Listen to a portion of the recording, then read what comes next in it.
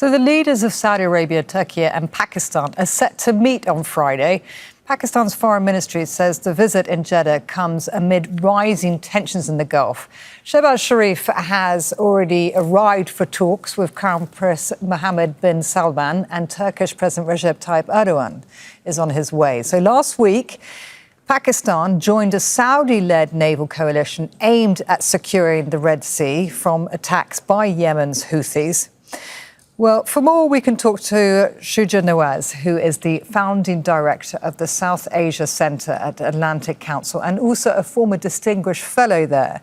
So he joins us from Alexandria in Virginia. Thank you very much for taking time to talk to us. Can I ask you then, this meeting, as we've already covered, is coming at a time where there are deepening tensions in the region, certainly the Red Sea, and also we're talking about the Iran war. What will be the key issues the leaders will cover?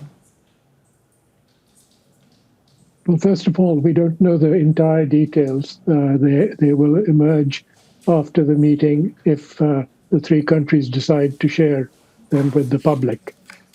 Secondly, all the indications are that this is not a mutual defense pact, similar to the one that Pakistan and Saudi Arabia signed, which contains a provision very similar to the NATO Article 5, where an attack on one is an attack on the other.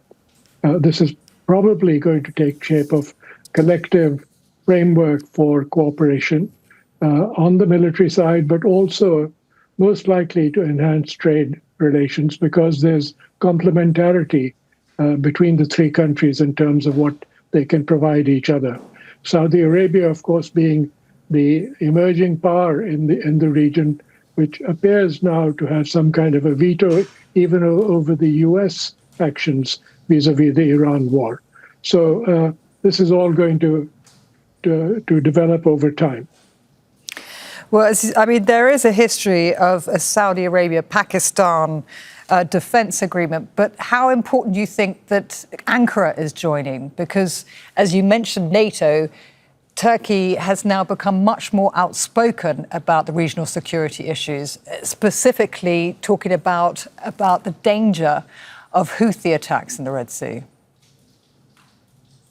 Well, I think to some extent, the United States, if it's smart, will welcome these regional arrangements because one thing that has become very clear to people in the region, in the Arabian Peninsula, as well as Turkey and Pakistan, is that there is a lack of confidence in the ability of the United States to provide a security umbrella to countries in the regions that are considering the U.S. an old friend and an ally.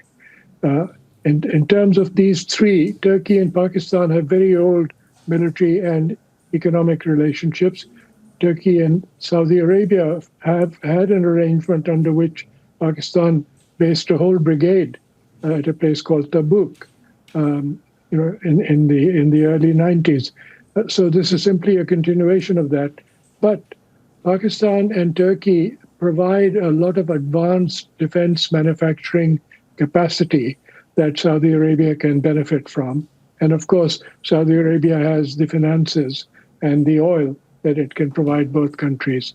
So there's a complementarity that they're taking advantage of. Question is, who is this pact designed against?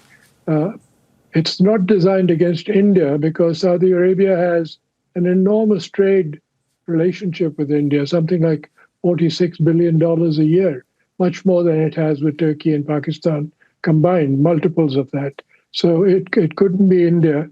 And it couldn't be Iran because Pakistan has very powerful economic relationships with Iran and is a neighbor of both. Iran is a neighbor of both Turkey and Pakistan. So it's most likely as a kind of a deterrent towards Israel. Well, you mentioned Washington. How then, if you do believe it's a deterrent against Israel, how do you believe Washington will interpret this? I think given the current situation and the relationship between the Trump White House and Prime Minister Netanyahu,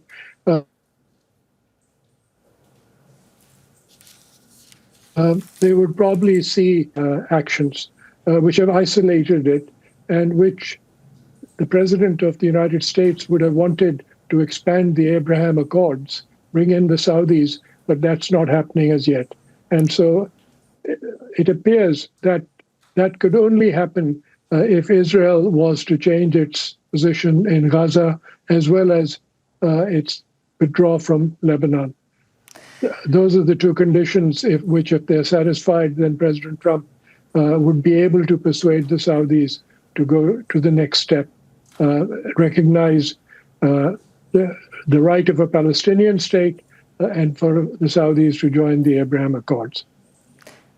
Shuja Nawaz, the founding director of the South Asia Center, talking to us there from Alexandria in Virginia. Thank you very much for your time.